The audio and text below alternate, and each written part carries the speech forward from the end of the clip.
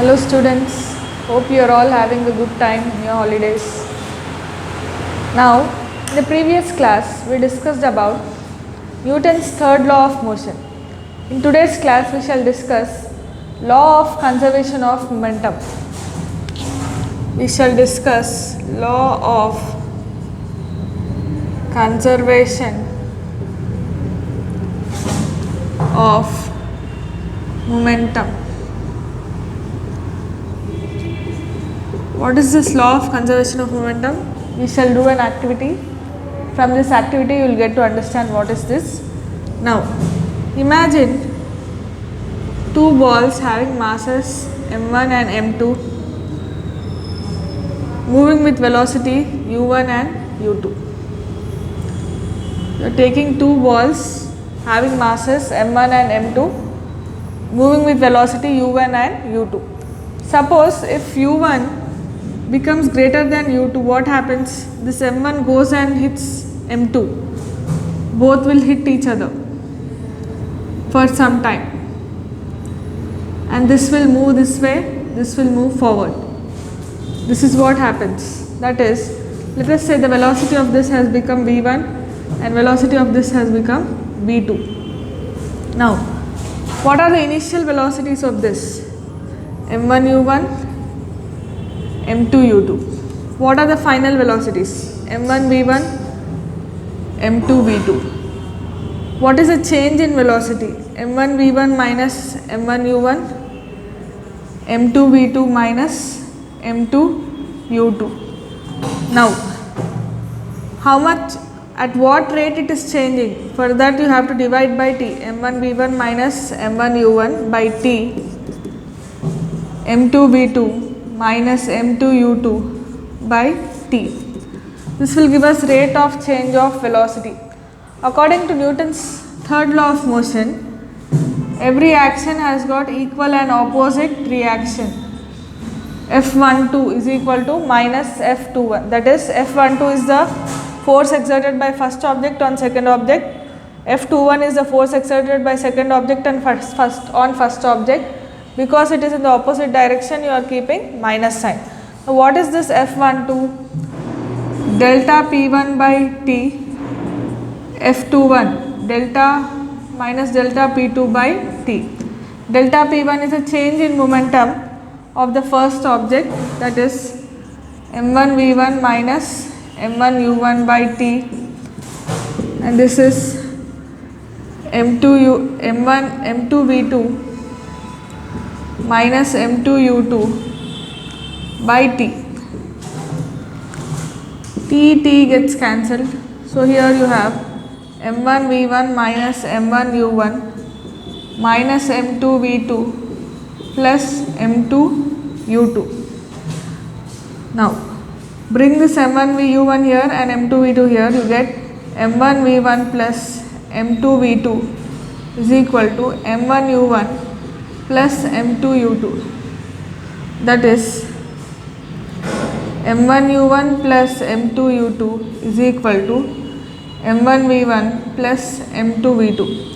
That is, total momentum before collision is equal to total momentum after collision. So this is what is the equation. Suppose, for example, let us say the velocity of this is 8, the velocity of this is 4.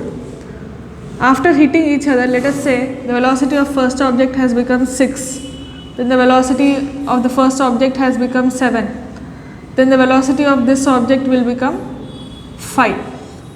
Total momentum before collision is equal to total momentum after collision. That is, if you add the total momentums before collision, that will be same as total momentum after collision. This is called law of conservation of mass, conservation of momentum.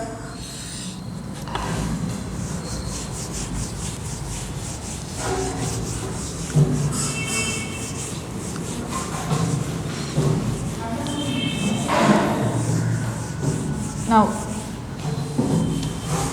our next topic is impulsive forces or impulse of net force. Now, you know that force definition is delta P by delta T, right? F net is equal to delta P by delta T.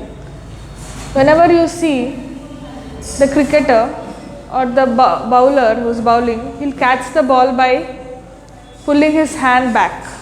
Why does he pull his hand back? He wants to increase the time. When the time is increased, impact of net force will decrease. That is the reason why he pulls the hand back. Now, let us take this up. What do you get? Delta P is equal to F net into delta T. This is called impulse of net force. What is it called? Impulse of net force. The forces acting for a short period of time are called impulsive forces.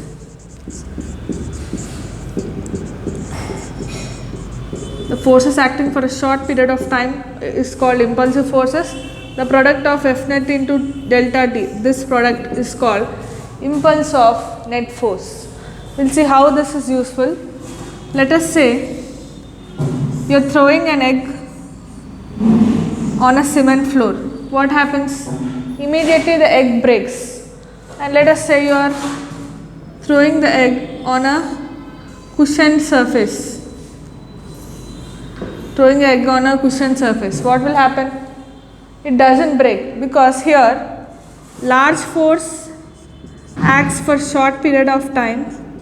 Here small force acts for a large period of time, because of which the egg doesn't break. Here the egg immediately breaks. In both cases, delta P is equal to F net into delta T. Here in this case, delta T is less and force is more. In this case, F net delta T. Force is less, delta T is more. So in this case what happens is the egg doesn't break. In this case the egg breaks. So the change in momentum not only depends on net force, but it also depends on the time during which the force acts. That's about impulsive forces and impulse of net force. That's all for today's class, children. We shall continue in the next class.